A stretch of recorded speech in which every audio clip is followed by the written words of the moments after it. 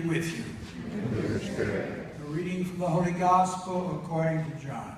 Glory to the Lord. Jesus said to his disciples, "If you love me, you will keep my commandments. And I will ask the Father, and he will give you another advocate to be with you always, the Spirit of truth, whom the world cannot accept, because it neither sees nor knows him. But you know him, because he remains with you and will be in you. I will not leave you orphans. I will come to you. In a little while the world will no longer see me, but you will see me, because I live, and you will live. On that day you will realize that I am in my Father, and you are in me, and I in you. Whoever has my commandments and observes them is the one who loves me. And whoever loves me will be loved by my Father. And I will love him or her, and reveal myself to him or her." The Gospel of the Lord. Praise to you, Lord Jesus Christ.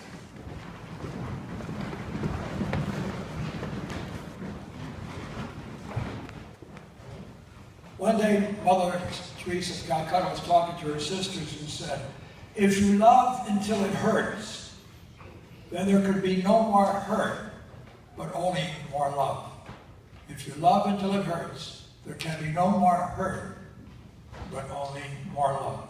And that's what Jesus did for us. Jesus loved us so much that he gave up his body on the cross, and he hurt tremendously.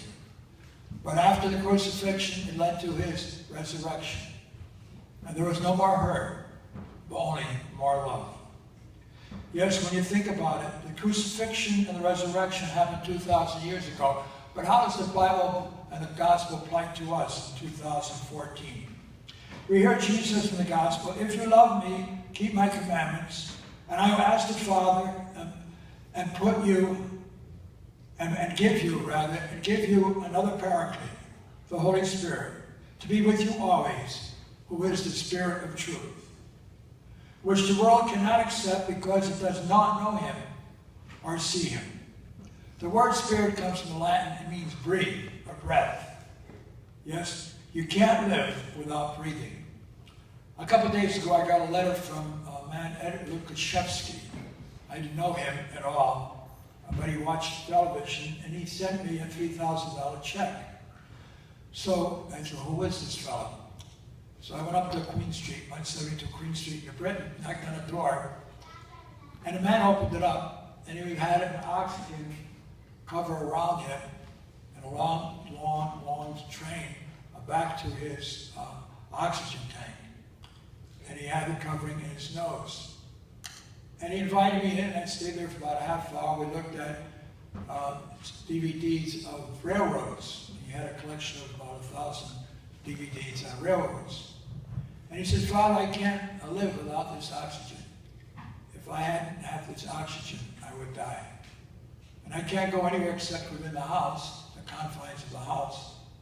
But I'm grateful for that I could breathe because I have oxygen. I can't live without that oxygen. And I can't breathe without that oxygen." And that's an idea of what the Holy Spirit is all about. He's the breath. That we really can't, our spiritual life can't really be alive except we breathe in the life of the Holy Spirit within us. He's our Paraclete. He's our advocate. He's our middleman between us and God, the Father. And Jesus is saying, "I won't leave you orphans. I'm going to give you the Paraclete, the middleman for you." Now, many of us, however, are called really tied up in knots. Those knots are called sins. Selfishness, me, myself, and I. It's all about me. Yes, we're tied up in knots. We feel the purpose of education is to be successful and wealthy.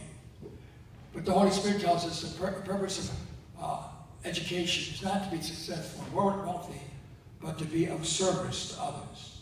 Like a mother to her child, like employer to employee, like a teenager towards someone who isn't very popular.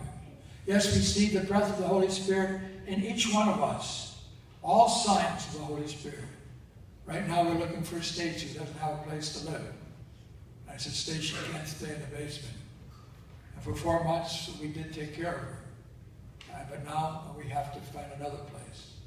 Yes, the breath of fresh air, and that is what the Holy Spirit is. A breath of fresh air will reach out and touch others and try to serve others and their needs. There are signs of the lack of the awareness of the Holy Spirit. You see, recently the owner of a basketball team gave a racist remark, and he was condemned for that. They want to take away his team. Or that football player made the derogatory remarks about the new gay football player, and he was fined. But nobody was fined and nobody was corrected when they were making fun of Mr. Tebow because he knelt down and said Jesus and bowed his head out of respect for Jesus. Nobody was fined. No coach was fined. Because to condemn Jesus and make fun of Jesus is okay. Yes, we see the lack of the awareness of the Holy Spirit. I picked up the paper I saw yesterday that Mr. Rogers had killed all those people in California because he was rejected by women.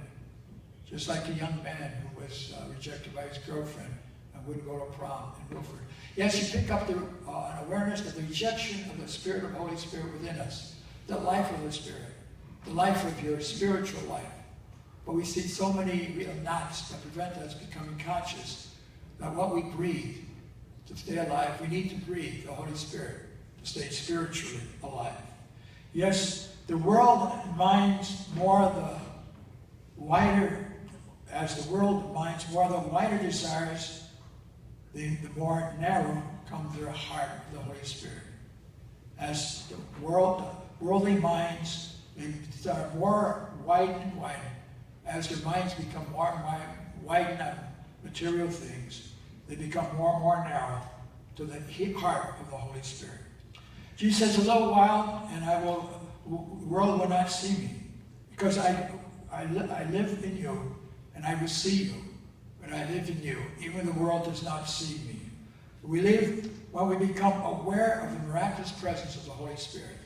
And the more conscious we become what we're breathing in, the Holy Spirit, the more conscious we realize that Jesus really has not left us. Physically, he'll leave us on the ascension Thursday, but truly I am with you always because of the Holy Spirit. Yes, the power of the Holy Spirit can overcome any obstacle, any sin that makes us unaware of the presence of the Holy Spirit. Our advocate, our go-between, our paraclete. To be one with the Holy Spirit is to be true to oneself. Selfishness blocks the presence of the Holy Spirit. Yet to be true to oneself is to be true to the presence of the Holy Spirit. Yes, when we look at our lives, we gradually increase an awareness of the Holy Spirit in our lives. We're human, we sin, we do a lot of foolish things. But the Holy Spirit is always there to put new breath, new life, new air into our lives, our spiritual lives. Jesus says, whoever adheres to my commandments and observes them, and whoever loves me will be loved by my Father, and I will love him and reveal myself to him. Yes, it is through the Holy Spirit that our faith loves and begins to grow in each other. But we always take our breath for granted. How often do we ever think of our breath? We just take it automatically, unless you find it very difficult to breathe. Like my friend did a couple of days ago.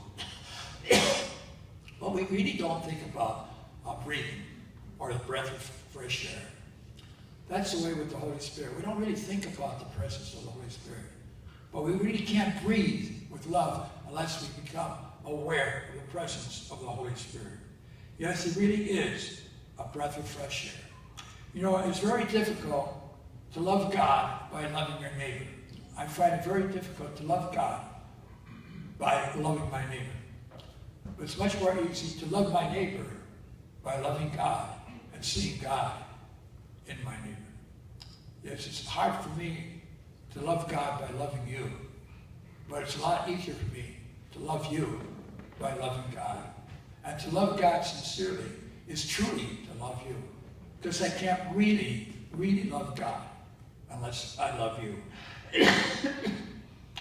Jesus tells us there's only one love. Of all the loves in the world, there's only one love, and that's the Holy Spirit, who is the love of the Father for the Son, and the Son's love for the Father, which is one person of love. And if we're talking about love, we can't not talk about anyone else except the Holy Spirit. So Jesus agrees with Mother Teresa when she says, if you love until it hurts, then it can be no more love, but only more. If you love until it hurts, it cannot be any more hurt, but only more love. If you love until it hurts, there can be no more hurt, only more love. And that's the love of the Holy Spirit. In the name of the Father, the Son, and the Holy Spirit.